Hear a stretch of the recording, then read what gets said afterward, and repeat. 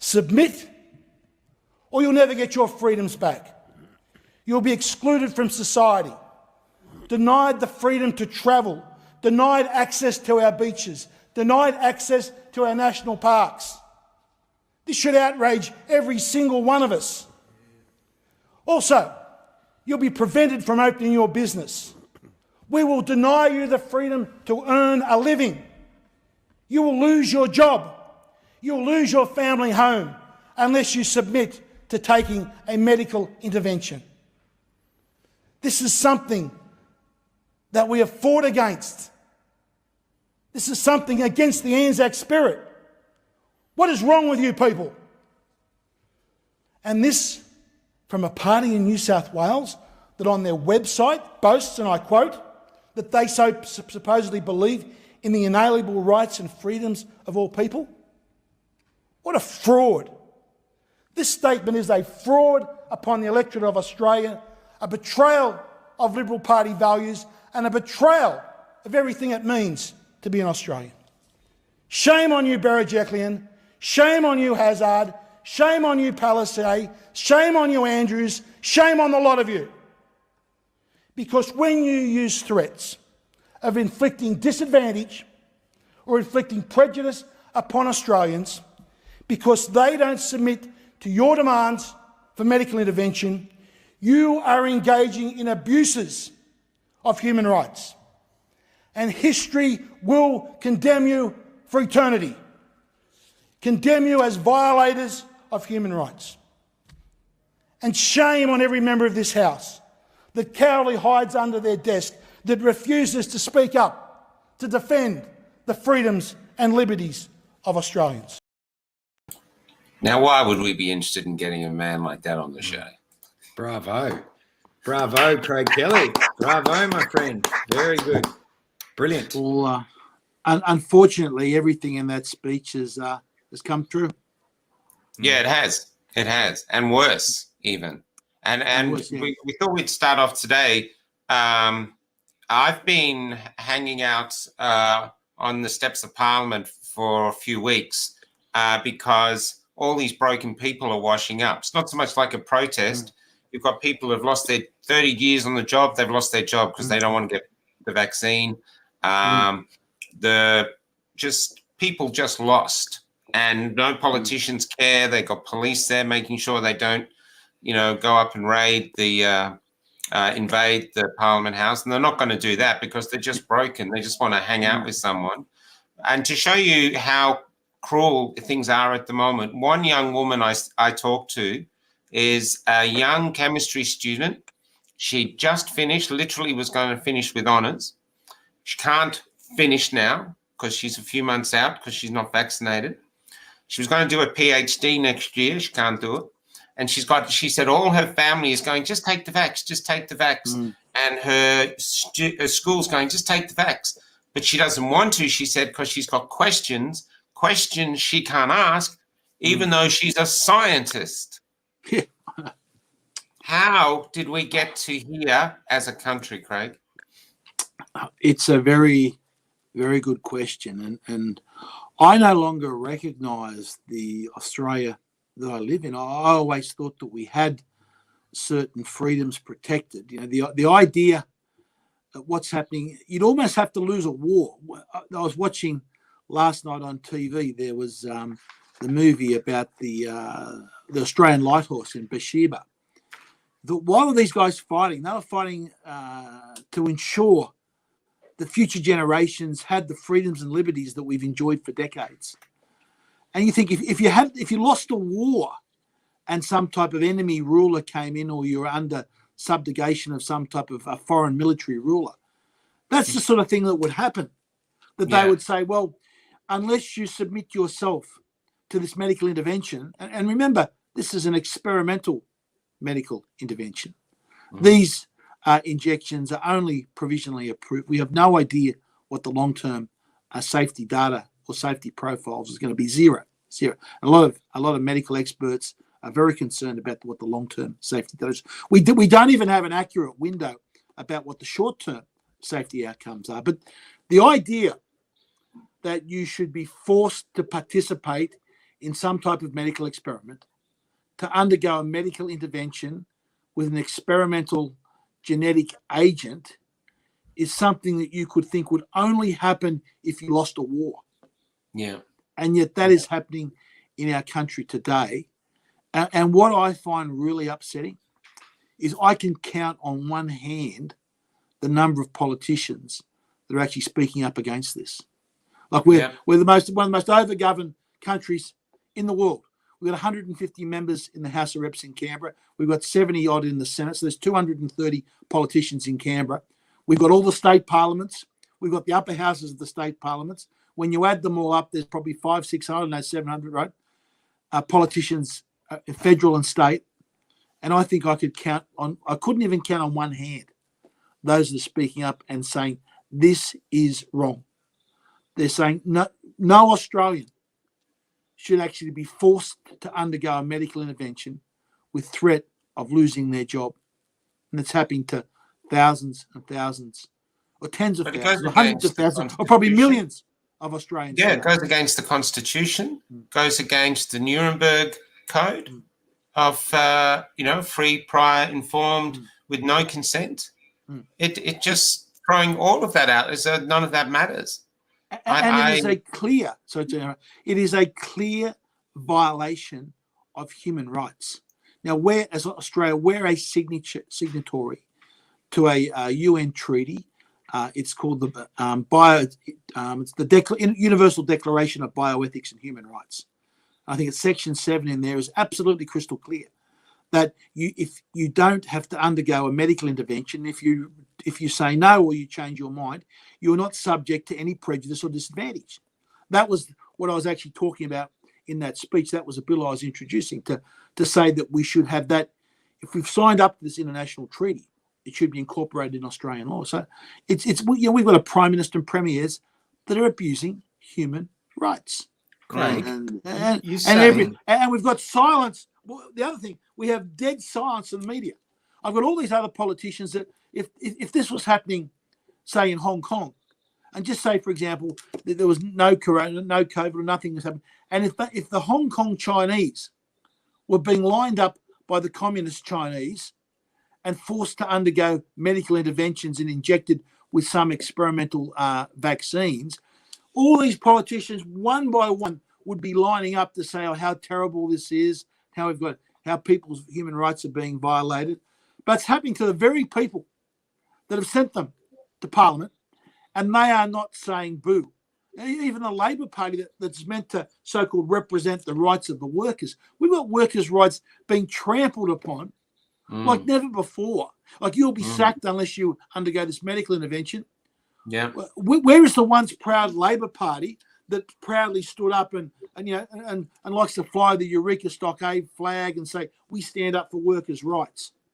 They've sold workers down the river. Yeah. The unions too. The unions seem to have just made the decision without even talking to the workers.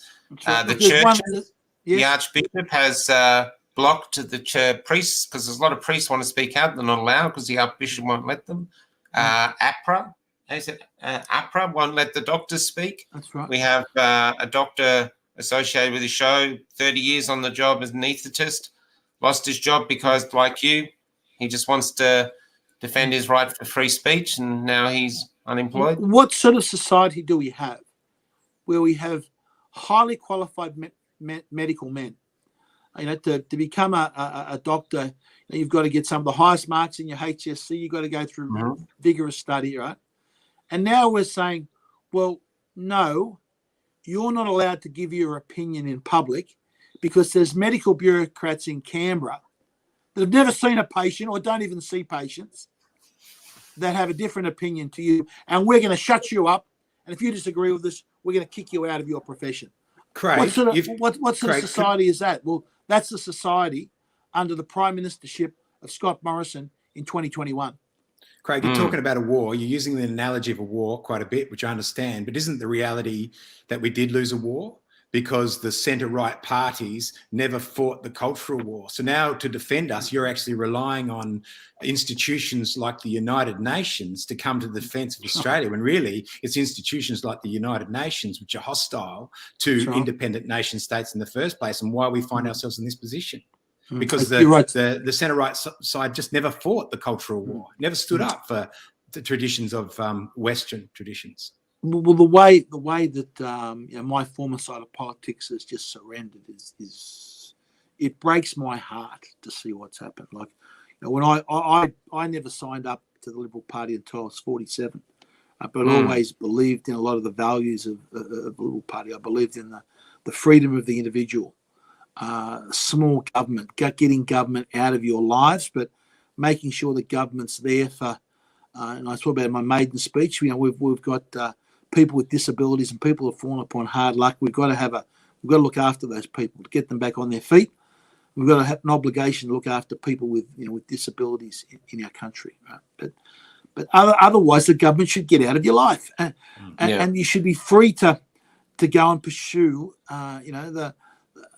pursue whatever interests that you like. Whether people like stamp collecting or knitting or 10-pin bowling or travelling around the countryside of the bush or fishing. People should be free to pursue those. And that's what I always... Isn't that why people are trying to, for decades, have been trying to cross oceans to reach here? Because we have those freedoms. That's what they enjoyed. That's why we were having trouble not wanting to get invaded by people escaping tyranny. And now I can't go see my mum in Perth. Now I can't sit in a cafe. It's just... it's just crazy. I found here in Sydney, the most support that I've had support across all age groups, all walks of life, all professions. I've had, I get support from the cleaners in this place that come and do the cleaning. I get support from professors of medicine and some of the most highly qualified scientists. I'm getting support across the board, but the area where I'm getting the most support is from first and second generation people that have migrated to this country from places like Vietnam, where they fled. They fled. They put they had relatives or parents or grandparents that jumped in leaky boats and fled across the seas because they wanted to give freedom to their kids and grandkids. I've spoken to people from the Middle East that have fled that have fled the Lebanese civil war because they wanted to live in a country where there was peace and freedom. A lot of these people are now talking about going back to the countries that they fled from. People from Eastern Europe that fled after the Second World War. South Africa now. I have loads of people from South Africa going, this is apartheid. This is how it starts. It's a cancer for the country's future. You can't fix it. Once it's entrenched, even if you remove it, the hatreds it bred remain. I mean, it's so damaging. The apartheid that South Africa went through, right, is exactly the same mentality, or I think the mentality that we have, that you separate the vaccinated and the unvaccinated, is to me just as abhorrent. There is no scientific. If you listen to the most qualified scientists around the world, they say there is no medical or scientific reason to separate the vaccinated and the unvaccinated. And the science shows that. There's a report that comes out of England. It comes out of England, the UK every week. And it now shows that for an adult, you have a greater probability of having COVID if you are vaccinated than non-vaccinated. And I think it's for the 40-year-old age group, 50-year-old age group, and 60-year-old age group. Your probability is double. If you are vaccinated, you have twice the chance of having COVID than if you're not vaccinated. So it's almost the other way around. And if you look at the other latest science, where they look at the viral loads between people that are vaccinated and unvaccinated that have COVID, symptomatic and asymptomatic, the science says there's no difference. So this is really like it's tinfoil hat stuff. It's superstition. So what we've got, politicians that are enforcing segregation between vaccinated and unvaccinated are simply following the superstition They're actually worse than that. They are dividing our society for their own political gain. And this was some of the worst things that we saw under apartheid, that you had politicians intentionally and deliberately dividing society for their own political gain. And that Gladys Berejiklian, she was the worst offender of this. Like she knew she was going to appear before ICAC. She knew she had a lot of explanations to do about some of the things that she'd been involved in. And she went in there and stood up before the cameras every day in New South Wales and said, oh, I don't want to be around the unvaccinated people. And I don't want the vaccinated mixing with the unvaccinated. Totally contrary to the medical evidence and the science, spreading division in our society. And I, for one, will never, ever forgive her for that disgusting and despicable conduct that she engaged in. Well, Dan isn't much better. There's, can you tell me what your concerns are about this bill from a politician's point of view? Well, firstly, it gives a single person extraordinary powers. A person can accumulate so much power. Now, this basically enables Andrews to snap his fingers, declare an emergency, and make any decree that he wants, like some ruler or dictator, bypassing the normal procedures of the parliament and the courts. Now, the last person in the world at the moment that should have those extra powers is someone like Dan Andrews. He is shown through endorsing using police. He's politicised his police force and militarised it, and endorsed the police shooting rubber bullets into protesters, people that were protesting against him. Remember those people? Yeah, I was shot in the hand. They were protesting against Daniel Andrews. So those that protested against him were subject to being shot in the back as they're fleeing through a public park with rubber bullets. Scenes that I still can't get them out of my head, that you would ever see those scenes in our country. But yet there How they did he were. manage to survive that? He was back at the shrine yesterday too. He was back at the shrine with our Prime Minister sitting there like nothing had happened. Just appalling. And for the Prime Minister of our country not to call out, like those things happened in shocking scenes, right? There wasn't, other than myself, no one in federal parliament's word about it. No. Oh, nothing to see here. You know, there was the protesters were dispersed. Nothing to see here. Like, it should have been condemned if, as I said, if those scenes were in a foreign country, we would have had politician after politician standing in Parliament giving weeping speeches about the brutal regime, firing upon unarmed crowds and shooting rubber bullets into fleeing people that were protesting for their freedoms. Happens, not one of them, other than myself, would say boo about it. It's, this is why, I know I go on about this, but this is why this next election is just so important. If you want your kids or grandkids and future generations to live in a society where such oppression can occur, vote for the Labor and Liberal parties, and let's live under sort of some type of totalitarian rule where your freedoms are relying upon your obedience. Yeah. The only place if you live in a society where you only are given certain freedoms if you're obedient, that's what life is like in prison and in jail. Yeah.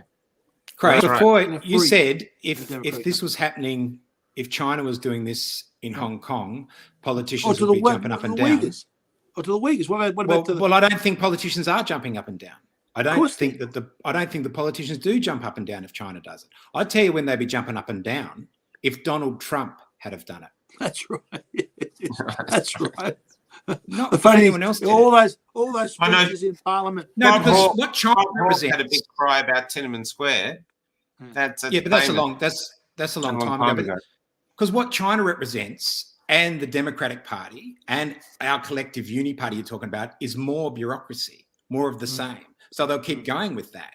It's anyone that has an idea or an inkling that what needs to be done, and what you're suggesting to me, what needs to be done to stop this wokeism that's destroying us, is to cut into that bureaucracy And how, if you were to get some power, and this is the complaint of all liberals as well, we better not touch them because they'll hate us and the ABC will hate us, so we just better go along to get along. And now look where we've ended up.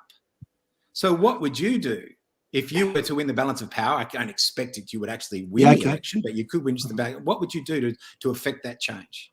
Okay, the first thing we'd do, I would use that balance of power ruthlessly.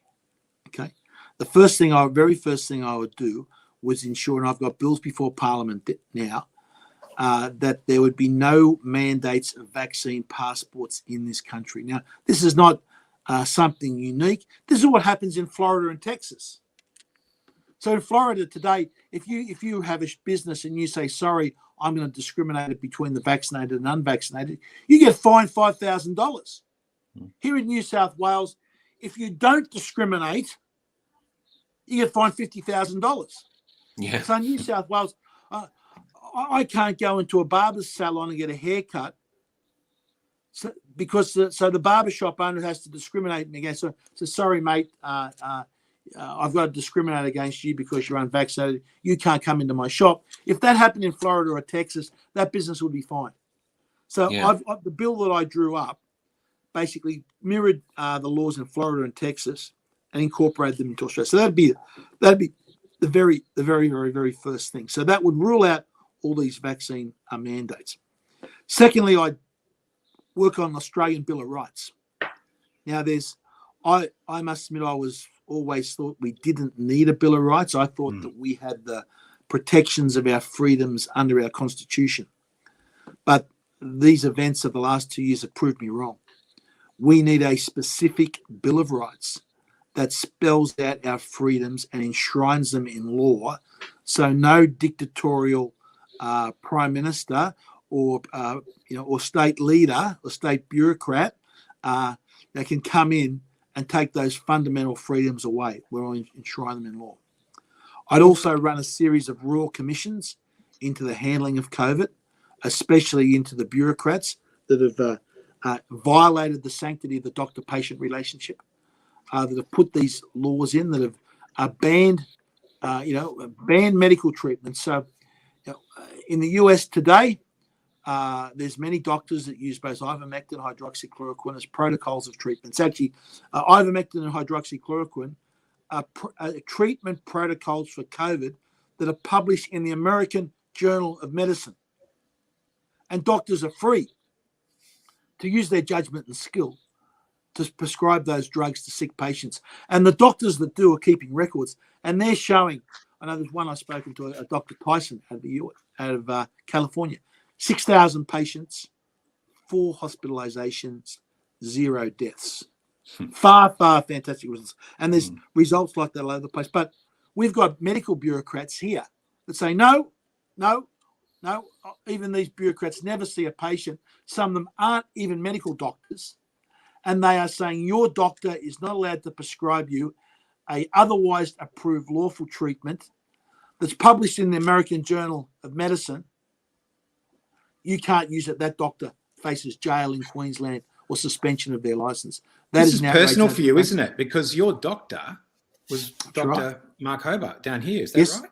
Yes. And his offices were raided like 2 days ago. Well, so potentially I've consulted with Dr. Hobart. So I have a medical file in Dr. Hobart's office with Craig Kelly written on it. Now, I was always of the understanding, and I think every other Australian would be the same, that your private medical file is some type of sacred bond or trust between you and your doctor. And your doctor would defend to his life having to hand that over. Yeah. That is a fundamental principle of your privacy. Now, so now I see these black shirts from Dan Andrews, authorised officers. Authorised by whom? Yeah. And no warrant. Authorised to violate the Privacy Act, authorised to violate the sanctity of the doctor-patient relationship, and authorised to go in and steal a doctor's particularly for you file. now, Craig, because your confidential files are in the hands of your political enemies. That's right. No, it's just insane. What sort of society is this we're living in? Well, this is, and this is at the moment. Daniel Andrews needs to be stripped of a lot of his powers. The Prime Minister should be using the Constitution and using the High Court to challenge Daniel Andrews. The Prime Minister, if he was fair dinkum and wanted to stand up for the rights of Australians, he should be saying to Andrews, I am bringing in a no domestic vaccine passport bill. So what you are doing, I'm going to prohibit you. Well, quite conversely, he was on 3AW today saying that he's not going to interfere in different jurisdiction. This is a Victorian issue. I got the feeling that Daniel Andrews could drag us off to camps and Scott Morrison would still say, well, it's not coercion. It's not coercion. Look, I don't know.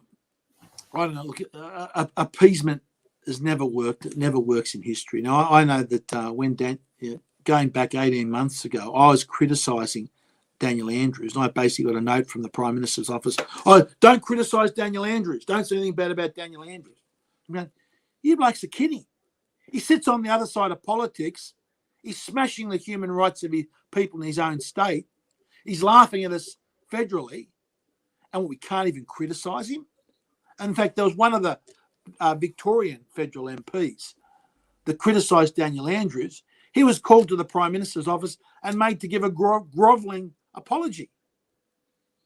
So is that why you had to leave the Liberal Party? The Prime Minister is working lockstep with Daniel Andrews. Well, they say we're all in this together. I tell you, they're both in this together. They don't say that anymore. They've let that one go. I think they know that's even too much for us to listen to now. They don't say that. Yeah, they used to. Is that why you left the Liberal Party, Craig? I was just interested. Is that what? Look, there was a series of issues. I always understood that as one of the fundamental rights as a member of the Liberal Party in Canberra, that you had the right to dissent against whatever the cabinet said, and that was a tradition of the party going back to since when Menzies formed. And remember, Menzies was originally the leader of the United Australia Party, and the United Australia Party formed into the Liberal Party. And that was one of the traditions. If you disagreed, you could speak out, and you could speak out. You were free to speak, and you were free to vote against things on certain policies. And over the years, you often find those that have dissented on particular issues are the ones that were right, and they moved, and the rest of the party followed over time. But unfortunately, that right was taken away. They wanted me to censor what I say. They wanted me to, not just toe the line with policies that I fundamentally had a conscientious objection about. Ultimately, it was the failure to support the sanctity of the doctor-patient relationship. When we saw things like doctors banning medical treatments that were freely available to people overseas, I just thought that was so wrong. And I thought what we believe, this document that I signed up when I joined the Liberal Party, is what we believe. And I just saw all these principles were being trampled upon and violated. And I thought did you have I wanted no part of it. Did you have anything to do with APRA? Because I don't understand how APRA could suddenly go, okay, the Hippocratic Oath, forget it. Now there's patient, government, doctor. I don't understand the doctors themselves. This is Big Brother. Medical bureaucrats are living in ivory towers in Canberra, wanting to control and take away and violate the sanctity of the doctor-patient relationship. And I just think that is fundamentally against everything that it means to live in a free and open society. So one of the things, if we're successful, there will be a royal commission into the conduct of this APRA, and we will be drafting laws to ensure that if APRA is going to, they won't have the power that they have now. A lot of these bureaucrats needs to be stripped of the powers that they have. This is why Andrews gets in these emergency regulations. It's effectively a medical bureaucrat takeover, where these medical bureaucrats can come in and basically shut down the parliament. So here in New South Wales, the chief bureaucrat decided the parliament should be shut down.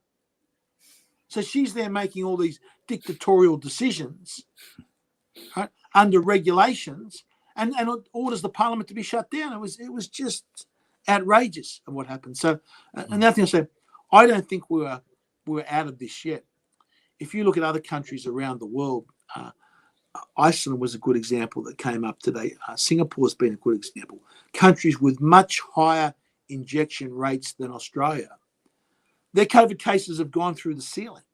Yeah. So the idea that you get everyone vaccinated and COVID disappears is the if you listen to the ABC, that's what any health minister or any health bureaucrat, that's what they're all telling us. But if you even look closer to home, overseas, our rates went through the ceiling after That's people right. started getting vaccinated. Last Right. year, we had 7 cases. It was like, quick, shut the whole thing down. This is terrible. Suddenly, we've got over 2,000 almost every day. And it's no. Everyone, those that are vaccinated can go back to their freedoms. It's extraordinary. So this isn't going away. We've seen in Israel already that your freedoms are again taken away unless you've had the 3rd booster shot. In Israel, they're now looking at the 4th booster shot. Yeah. We've seen comments recently in the UK where they're talking about bringing more restrictions unless you have the 3rd booster shot. As sure as night follows day, that'll happen here in Australia. Oh, in England now, they're saying if you want to go on holiday this summer, get your booster shot now, or you won't, because you'll need your 4th one before you go. So you can't leave the country to go say Europe for your holiday unless you had your 4th one. So start planning it. It's As Dan says, it's all about vaccination status, isn't it, Michael? It's not. It's status. It's status very deliberately. determined to get in. There's nothing about natural immunity. Nothing. None of that means anything. They just, let's be honest, they just want this to get this stuff inside us. Right. But going back to the segregation and all these other things, which, because the real pointed end of it was yesterday where they had Remembrance Day. So basically, World War II was just a slaughterhouse. But we have a myth that it was for freedom, but it was just a big slaughter. But to try and make some sense out of it, we say they fought for our freedom. And yet there they were celebrating it. And yet the vaccinated weren't allowed to be there. I know. So we actually they celebrated their freedom. They ended up celebrating the day by then sitting in a cafe or a pub, drinking a drink, and that drink cost them to give away the freedoms these poor guys went over and fought for and died. So there's like no.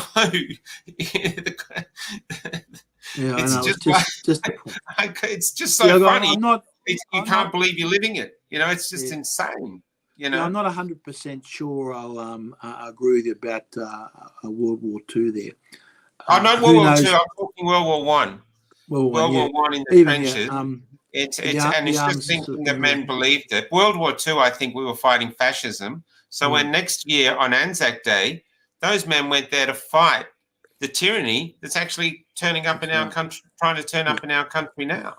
And people won't be able to go. If we had lost, if the Western nations had lost the Second World War and we had been occupied by what the time was a fascist Japan or a Hitler regime out of Europe, you'd expect the sort of things where they'd force the population into medical experiments. That's what's happening. I don't think we should let communist Russia off the hook there in our historical parallels. No. And I think it's really interesting that there is historical parallels because you want to reinvigorate Menzies' ideals, which I think is fantastic. And Menzies gave birth to the party, I think it was in 1942, after giving a series of speeches called the Forgotten People speeches, And remember that it was very much about taking on totalitarianism because he saw the rise, particularly, I would say, of the Red Menace, as well as these other regimes you talk about, Japan and Hitler. That Forgotten People speech, firstly, that should be taught in every school child should know that speech that Menzies did. And when Menzies gave that speech, he was actually leader of the United Australia Party. Yeah. He wasn't. Wow. He gave that speech not as a Liberal Party member. He gave that speech as leader of the United Australia Party in 1942. And it's worth reading it and his philosophy about the importance of freedom, the importance of individualism, the other thing, the importance of home ownership. I just think that's the most remarkable and wonderful speech that's ever been given by an Australian politician. And every rewarding child. intellect from the working class, from people that didn't That's have right. the means. He was aware of that, That's but it wasn't right. like universalism. Everyone has to have an education. It was like, no, those people that need one, that deserve one for whatever Yes, reason, yes. because there is differences between people. We're not all equal. We should be equal before the law, but we're not Yes. born equal. That these are, and you know why no one ever knows about what Menzies said? Because he's portrayed in the media as a buffoon and a white nationalist and supremacist and someone who's in love with the Queen. All these, you know. Anachronistic is the best you could say about him. Whereas the Labor folk heroes are lauded. And this is something that's never been fought over. It's never been fought over. You're right. Look, what is being taught in our schools today, we've just surrendered on the more conservative side of politics, and those that believe in our country, we've surrendered those rights. Now, Gillard, when she was education minister under Rudd back in 2007, she brought in a thing called the Melbourne Declaration. And what she did, she took every single subject, had to be taught through 3 prisms. And it was sustainability. So everything you put an environmental spin on it. Right? Yeah.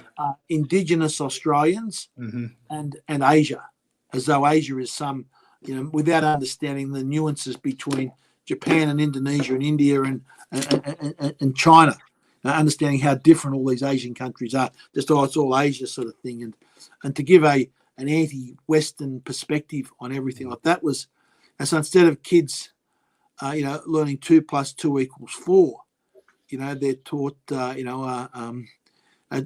4 polar bears minus 4 polar bears equals polar bears are extinct, sort of thing. Just, and I think that's done great damage to our kids that haven't been taught about actually how the society that we have has been created. I think the one thing I see a problem with education, kids just think, oh, this is how it always was.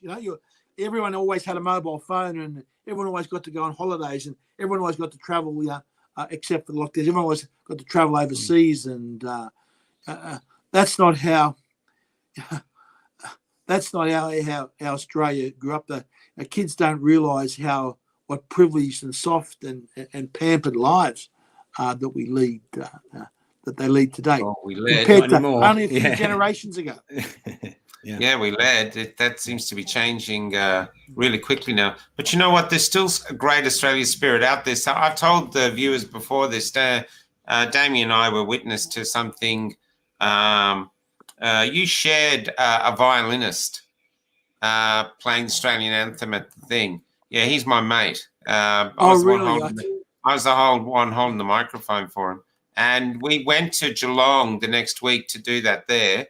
And a woman had an adverse reaction to the vaccine and collapsed. And some man came up, took the mic off Damien and said, look, her life's fallen apart because she's had this bad reaction to the vaccine.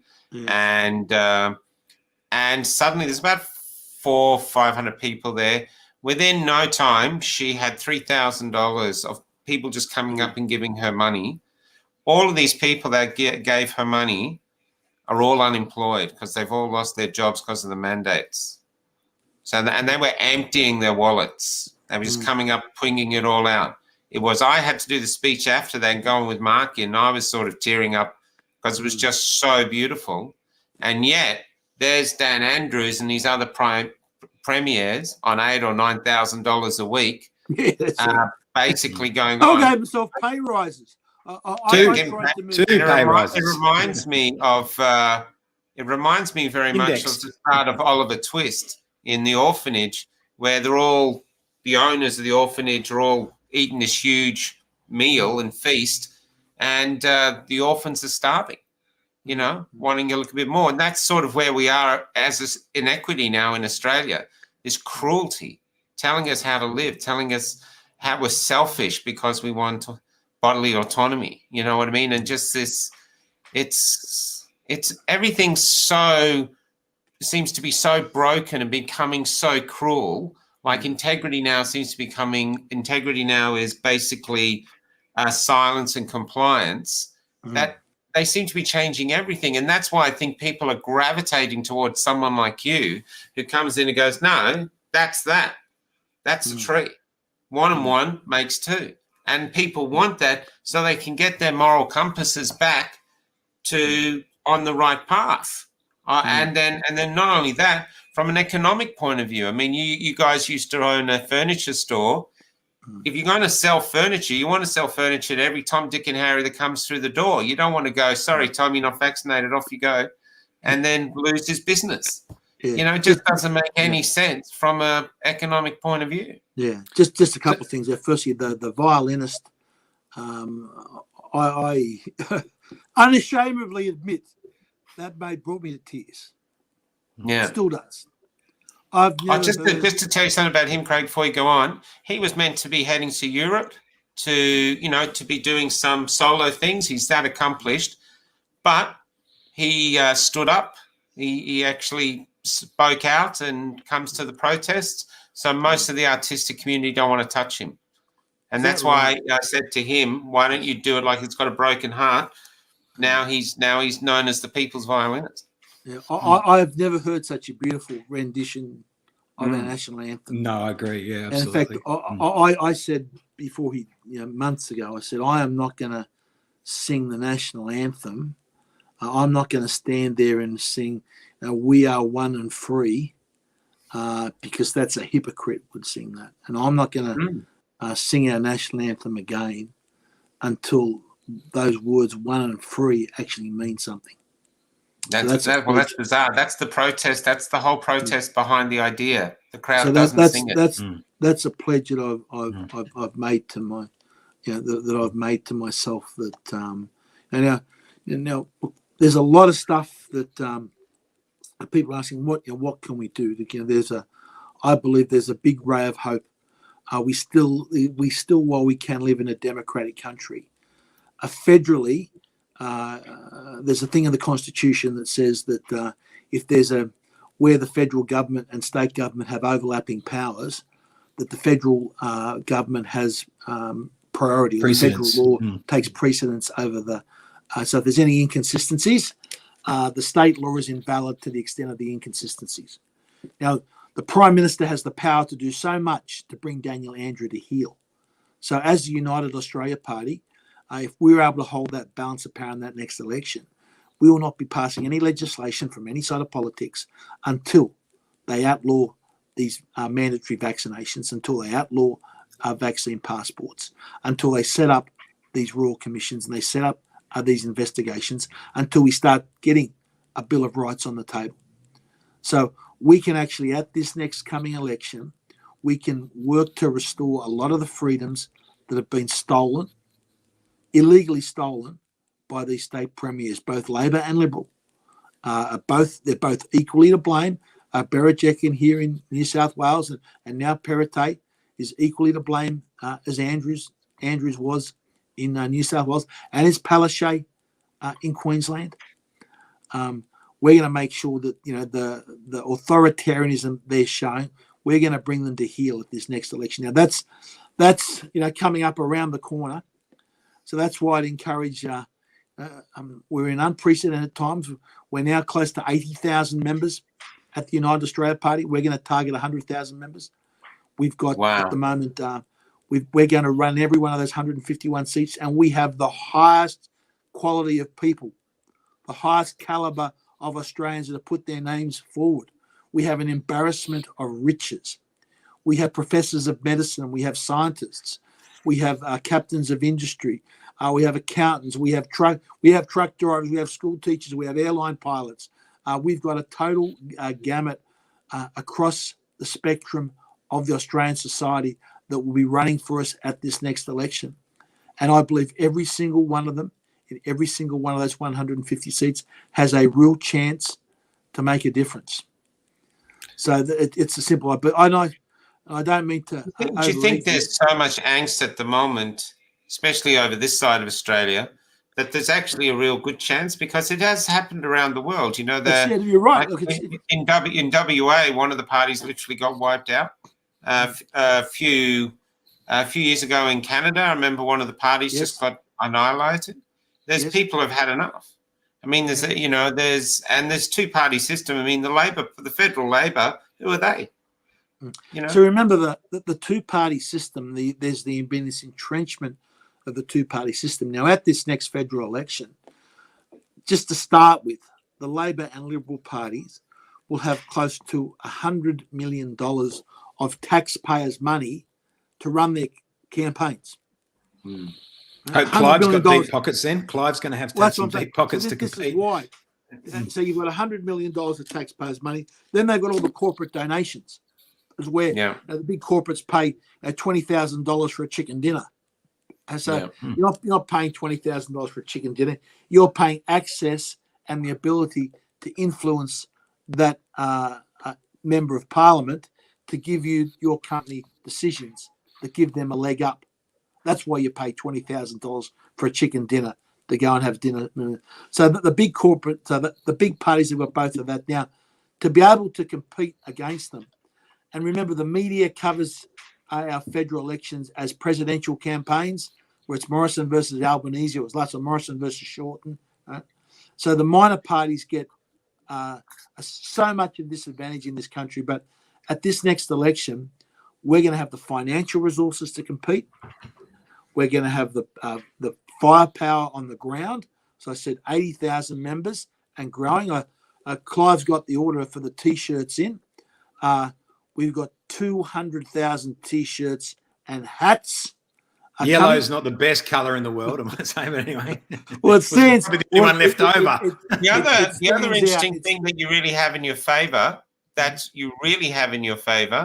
is a huge distrust of the media. I mean, the project is losing all its viewers. They're saying they're going to have pay cuts. Where Damien and myself, working with two dodgy webcams and just making it up as we go. Two dodgy brains. Last month we reached 1.8 million people. Yeah, incredible. And we offer a platform like this. And what the idea behind this was to get you on and let the audience know you. Because if you get on Channel 9, Channel 9 just tries to make you look like an idiot. And they just bang away. They don't listen to you. They're condescending. And that's what they do to all the minor parties. So us independent media things can actually work together. Not the Greens. I like the Greens. Yeah, but actually to say here's the person, decide for yourself. We're giving him an hour. Yes, I still laugh when I look at that interview that I do with that Ali Langdon or something one morning. Yeah, I saw that. And she says, I went online last night and debunked everything that all these studies you've done. Hang on a minute. She said she did her research, and I thought that's the research none of us are allowed to do. You mock us for that research. Now you've done that research, and somehow it's meant to be okay. And you were talking about the lead virologist in Australia. Many of them peer-reviewed, written by medical professors from around the world, and she'd gone online last night and read them all, and she was able to debunk them all. She'd been to the makeup department and she was ready, mate. She was ready to go. Craig, I want to ask you something about the Bill of Rights, because I've always been really sceptical of the Bill of Rights as well, because I think it'll just give rise to more legalism, be great for lawyers, and there'll be all these bureaucracies built up around it, which is almost like the last thing we need. But fair enough. I get where you're coming from, but don't we need some sort of serious restructuring of the Australian political system? Are we not over-governed? Like 3 tiers of government. Now, in 1988, there was a referendum and included who wanted to keep local government. No, it went down in the referendum. Nothing happened, of course. We kept local government. Of course we did, because there's more government. But is there some way of seriously cutting into the 3 tiers of government? Because that's what's giving rise to all these bureaucracies. We are over-governed. And there was even something here in the papers in New South Wales yesterday. They were talking about the salaries of the heads of these councils. Remember, there's dozens and dozens of councils here in New South Wales. Now, there was the head of the councils on like $500,000 and $600,000. Yeah. White Horse gets more.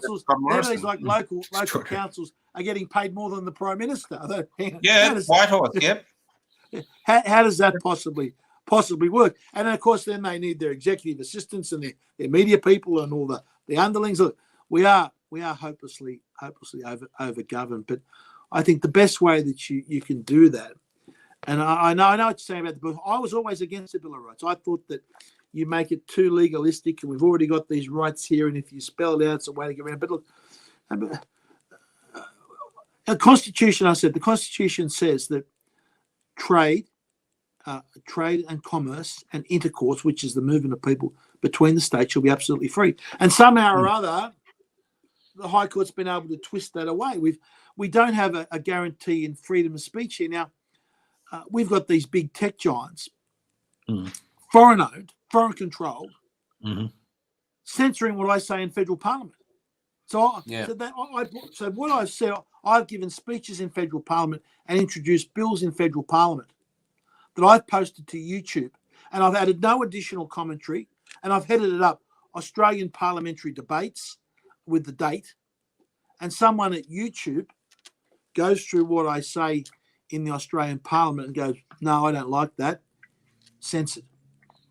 Now that's just wrong. Yeah, that's just, and that's happened multiple times. And we had two priests on the other day that did it to us. They took the whole YouTube channel down, everything. I've had people 2 priests.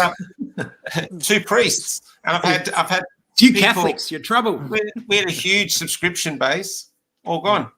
And but going back, Craig, just to what you said, you were a businessman with your family. You know what I mean? Your furniture business. Yeah. To be a business person, like if your father, I'm taking maybe your father set it up. There's actually my grandpa. Well, I worked. I left school at left did my HSC. I went to do a economics law degree. I did the first year, and I got my with the spare time I had, I got my golf handicap down as low as it ever was. Nice, Craig. We had plenty of time to go hit a few balls over practice and get some practice in hitting golf balls, sort of thing. And then during the long break you get as a uni student, I started to work with my father, and I found that I learnt more in that 8 weeks of working than I had in the whole year at university, actually doing the work on the doing it practically. And I thought, like, I'll go back and I'll finish my degrees off and I'll work part-time. I lasted 1 day part-time, sort of thing. So I've been a university dropout, but because of that, I've understood that I think that was actually good, because my education and learning was not spoiled by some hardcore left-wing lecturer that we've drummed into the head a whole lot of stuff that was false. Is that something else we should look at? Sorry, Damien. As a structural reform, no, it's on that question you're saying. As a structural reform, is that something we should look at? Because too many people now are career politicians, even if they don't even make it into the political arena. They hang off of political parties, and they do that for a career. Is there something to be said for someone making their living somewhere else and then coming to the parliament? Yeah. Look, I think the political, I think our Westminster system of democracy is as good as any. But where our political system has come unstuck, it has been the factionalisation of both the Labor and the Liberal parties. So today, I wouldn't get a start in the Liberal Party if I went today, because you'd have to sign yourself up to a faction from university, be in one of the political clubs, be in one of the factions, suck up to the factional boss, do as you're told, be a good factional player, go around and branch stack, and that's the way up the tree. Now, that's not good for our society. I think we've got it completely wrong. We need more people coming into politics that have some outside industry experience, and that's going to be the beauty of the United Australia Party. So every one of those 151 candidates we are going to run are going to have real expertise in the real world. So where we have a spokesman in the United Australia Party for medicine or for health, he will be either a doctor or a professor of medicine, rather than sort of someone sort of like brought up through the political system. Where we have a minister for science, we'll have a high qualified scientist that will be our minister for science. Where we have someone. Just going back to what you said before, I just want to get back to what you said. So you said yourself, where the Liberal Party, you could vote how you wanted to, and often the one that dissented ended up being right and everybody followed. Right. And then you said your grandfather basically set up a business, and to set up a business takes risk-taking. So you've got risk-taking, you've got dissent, and it actually works and benefits the economy and changes things. But here now, all across the land, you're told to basically shut up and comply. How does Australia get to being great again if we're just teaching our kids, if someone goes to bully you, just do what they say. Don't do it.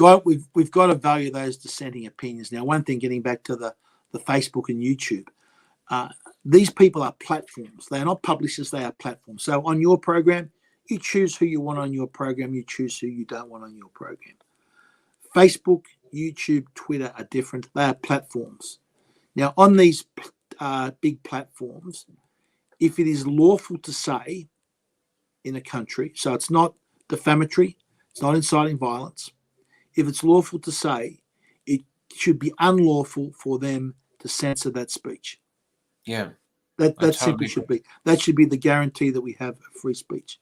We've got to get back to valuing the dissenting opinion. Because remember, every single progress that we've made from going back to when mankind living in caves was when someone said, hang on a minute, I think there's a better way of doing this than what everyone else agrees. Everything we do, every progress has been made, rather than saying, oh, the status quo was right and I agree with everyone. It's been someone going, hang on a minute, I think there's a better way of doing this. And you're right about risk. You've got to have a society that has the reward for risk. Now, if someone can get a job that pays $500,000 and $600,000 in the public service, why would some smart young person want to go out and take risks with new business ideas, new methods of production, new ways of distributing goods? Why would you take that risk?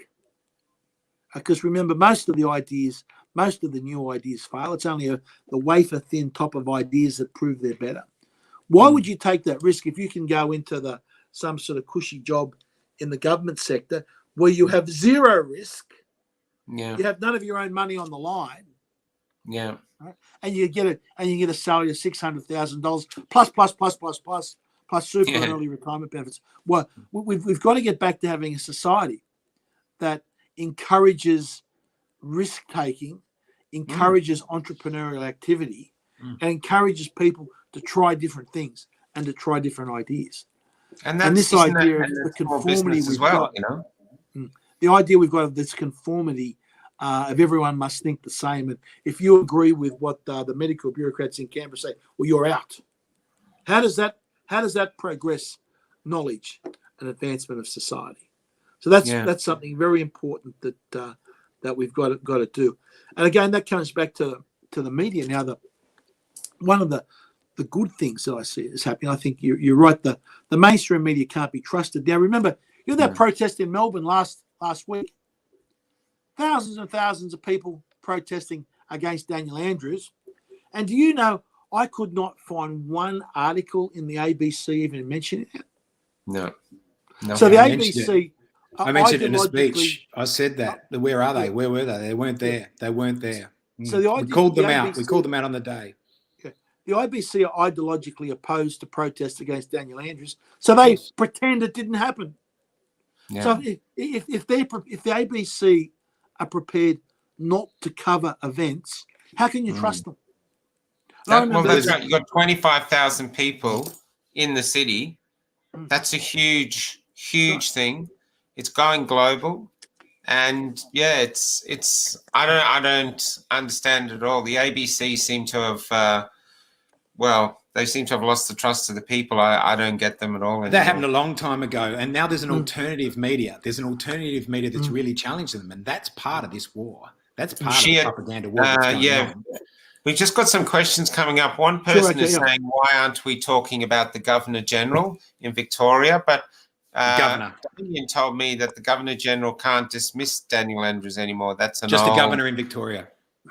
Governor-General. Yeah, there'd have to be, as we know, our state governors and the federal Governor-General does have I still believe, have the power to dismiss the government, but it has to basically be a very extraordinary circumstances. And the problem is you've got the governors appointed now by one side of politics.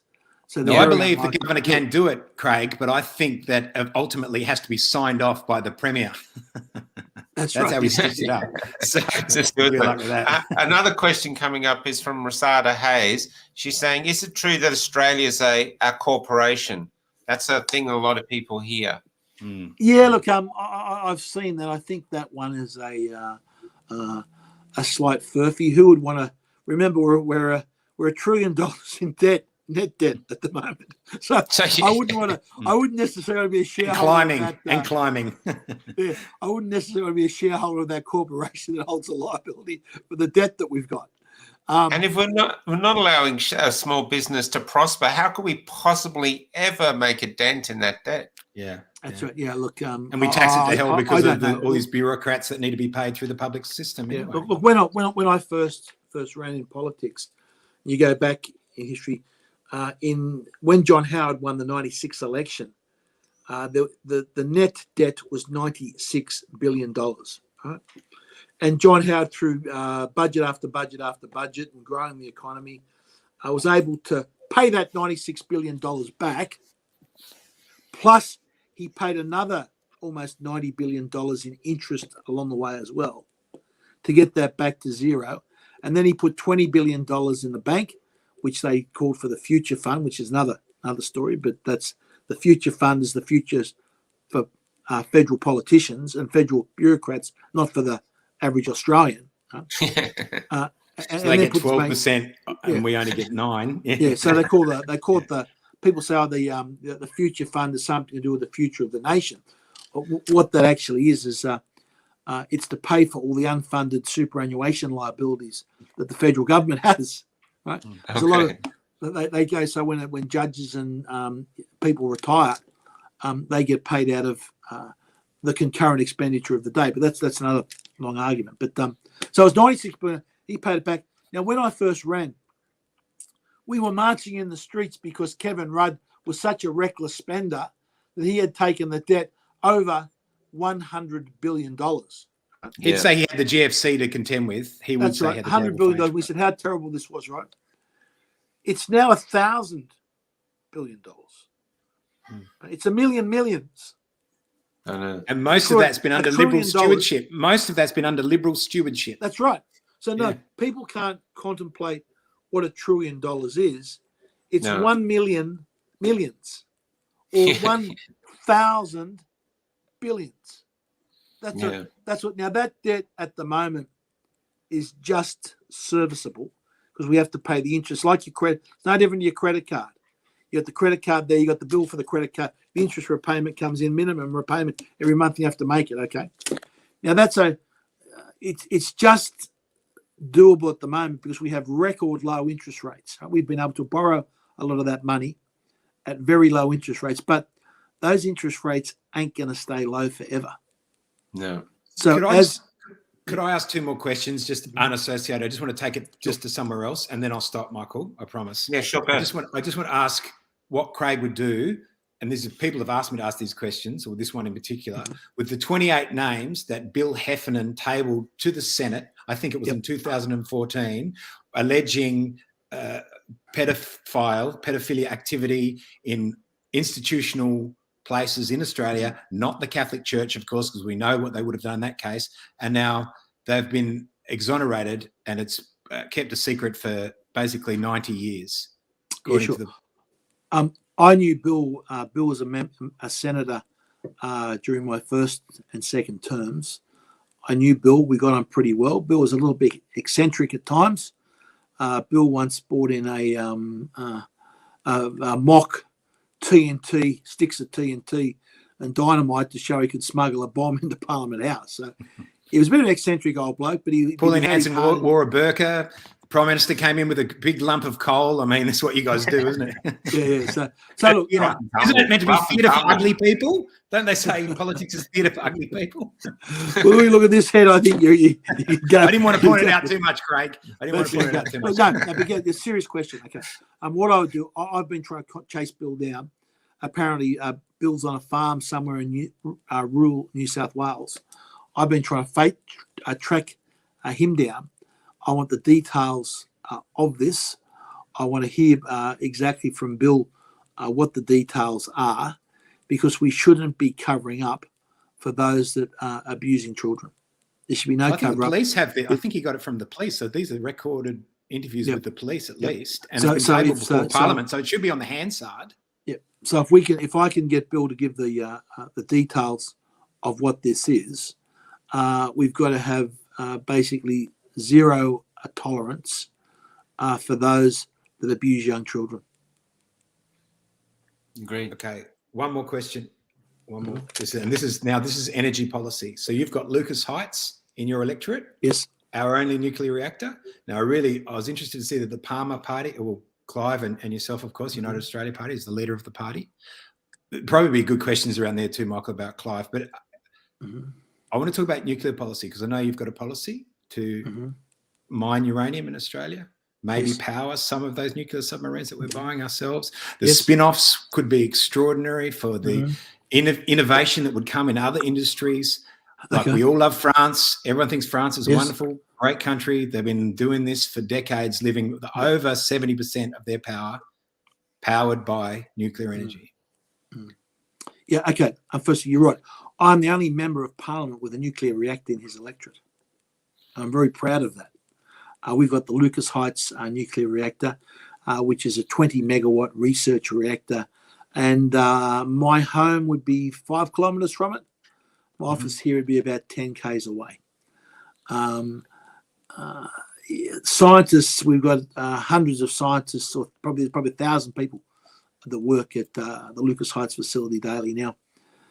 We're also the largest, we have more uranium than any other country in the world, largest resources in the world. Now, we need to have not just sell the raw uranium, we need to sell the technology that goes with it. And if we're the largest, have the largest resources of uranium, we should have the best scientists to develop uranium. And it's not just energy generation. I think it's almost every Australian family at one time will need to rely on the nuclear medicine and the isotopes that come out of the Lucas Heights for nuclear medicine. So there's so many things that nuclear is involved in outside of just electricity generation. Now, zero emissions too. Yeah, well, the problem that we have in Australia at the moment is that we have bans, both federally and state, that are effectively left over from the hippie era of the 60s that banned Australian having any nuclear energy resources. So today we are, I think, the only major industrialized country that doesn't have any nuclear power resources. Now, the problem that gives us when it comes to the research side of it is that we're sort of even though we have a nuclear reactor, we're sort of considered like an associate member of the nuclear club. So it's very hard for Australia to attract the best brains in nuclear science from around the world, and even to keep our Australian people in Australia when we're only seen as this associate member. So we should remove those prohibitions under state and federal law. Now, that doesn't mean that we would build a nuclear reactor tomorrow. And even if we did, it would be a decade-long process. But I believe we should have the option to look at it. And we should be doing a lot more research into this area. We should be the world leaders in nuclear research. In fact, we're in nuclear medicine. We're doing a great job in nuclear medicine. I just want to know, people remember the uranium that we dig up to create the isotopes at Lucas Heights is nuclear medicine that someone in your family will use to help them diagnose with cancers and other diseases and help extend their lives.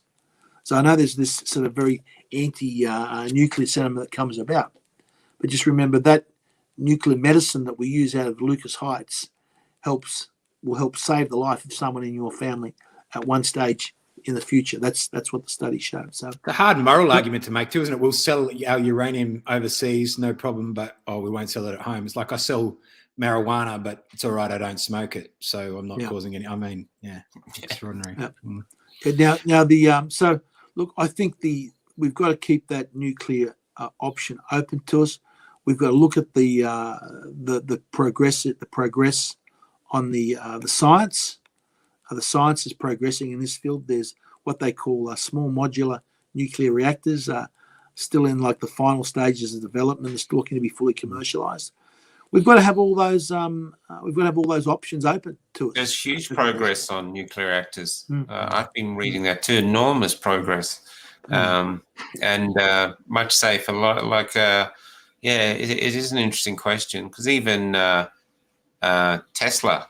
Is it Tesla? Who was the guy that Elon Musk? Elon Musk, yes. Even he admits that renewables need backup.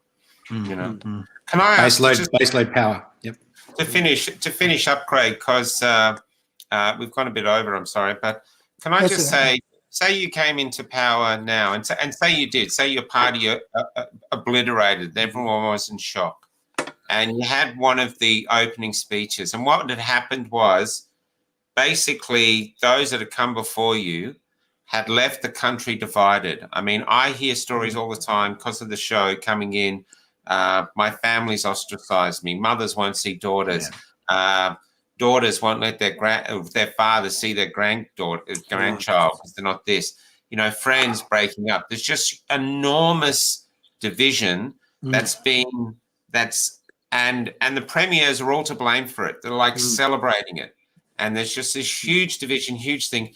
What would you suggest to people that's good about Australia as the way to start healing us to get back to what we are so that we could sing the national anthem and mean? Yeah.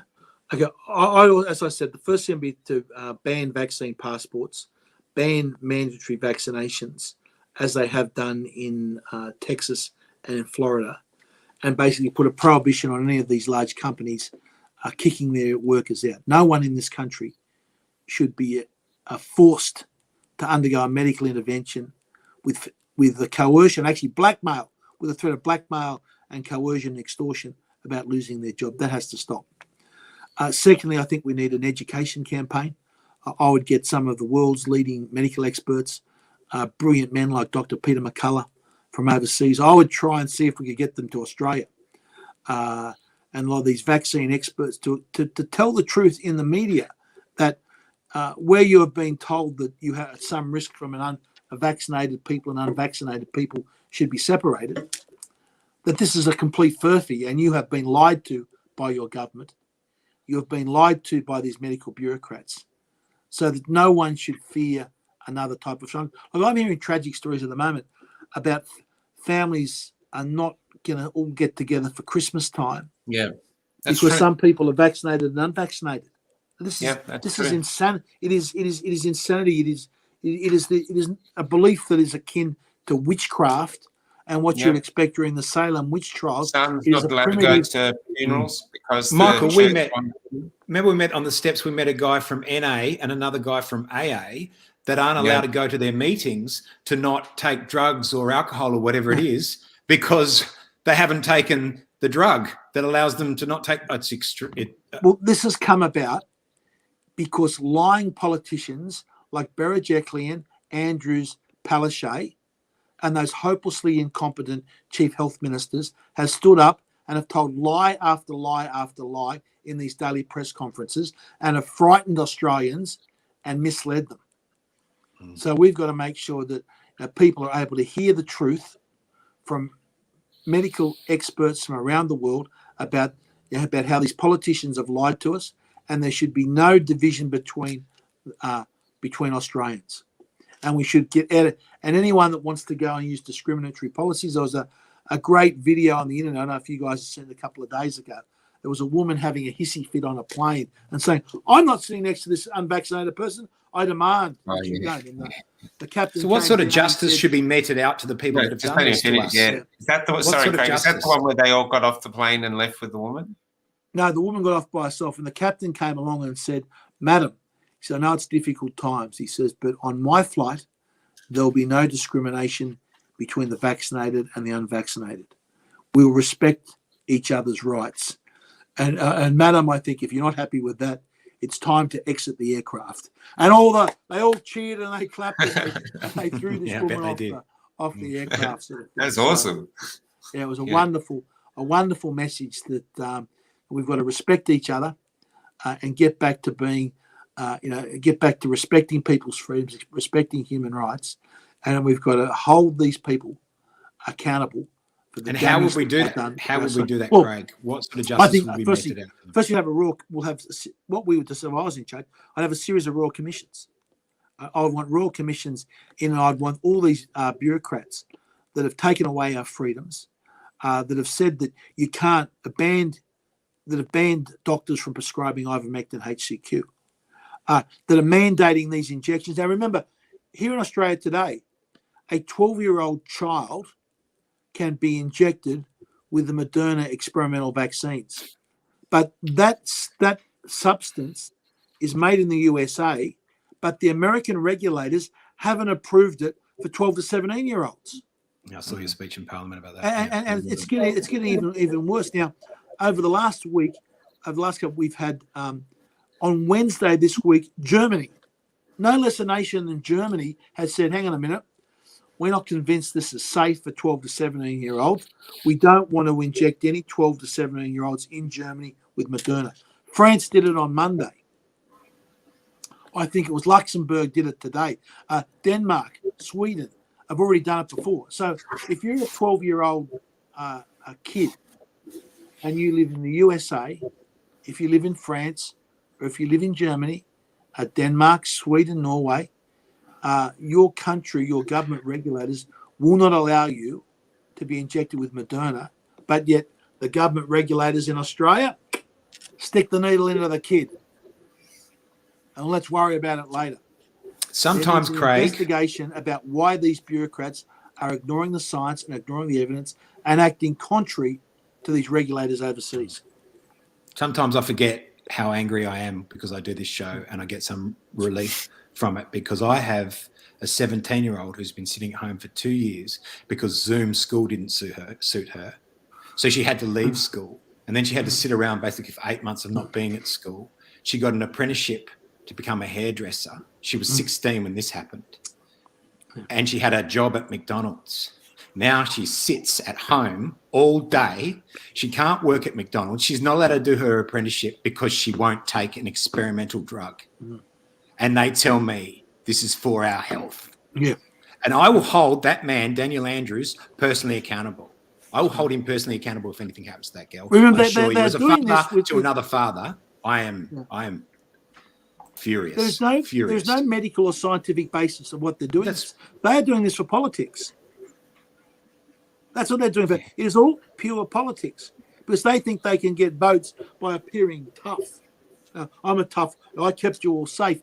Talk about cancer. If you look at our excess mortality rates in Australia at the moment, we've got excess mortality through the roof.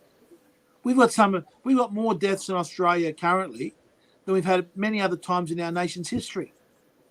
The excess mortality, the number of people are dying, are at record levels, and you've got these politicians pretending they're keeping us safe. But what you talk about angry? What I get angry about the most is what they've done to the Australian character. Right? Yeah, we were known around the world culture. as this independent nation of free thinkers.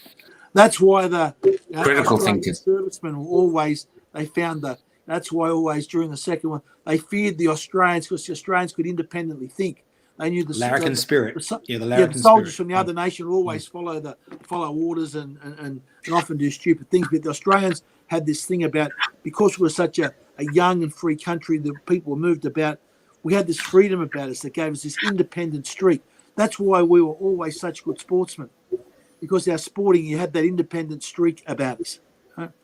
They have taken that away and they've changed the character of the Australians from being that free, open society of independent thinkers into a nation of often cowardly sheep that want to listen to that are waiting for the next order from head office. They just want to be obedient to get some of their To the freedoms party, back. nothing but the party. That's what I really detest most about what Morrison, Andrews, Berejiklian, Palaszczuk, what's the name in Northern Territory, Gunner, Marshall in South Australia, McGowan in Western Australia, the whole lot of them. Labor and Liberal, all are both the same. They've sold us out. They've sold out our nation's traditions. And that is one thing that makes me angry more than anything. And they're turning us on each other, which is goes against everything we believe in. No, I can't believe it. Can't believe it. It's been great talking to you tonight, Craig. Thank you very much. You got anything you want to say to? Yeah, sure. I'm public? going home. I'm going to pack a bag for Melbourne. So We look forward to flying hearing you down to tomorrow, Melbourne. of course. I'm flying down to Melbourne in the morning. Craig's a guest speaker tomorrow. I've got my border. I've got my border pass here that allows me to get into Victoria. So I'm going down there. I'm going to be marching against dictator Dan. I'm going to be marching against these vaccine passports, against these mandatory vaccines. I'm going to see a lot of people have sent me so many messages of support from Victoria. I'm looking forward to getting down there, and I hope to give them down a real good serve at a speech down there. So tomorrow, come up and say hi. I know it's rain's predicted, so bring an umbrella. I think it's about 13 degrees and a bit. Bring an umbrella and a jumper and stay warm and keep out of the rain. And let's see what crowds we can get there tomorrow to turn up to stick it to the dictator. The CCP have been seeding the clouds, Craig, the CCP. Thank you so much, Craig. We'll see you tomorrow. I look forward to it. Yeah. Okay. Thanks, Craig. Thanks, guys. See you tomorrow. Thanks, guys. Bye. Good stuff, mate.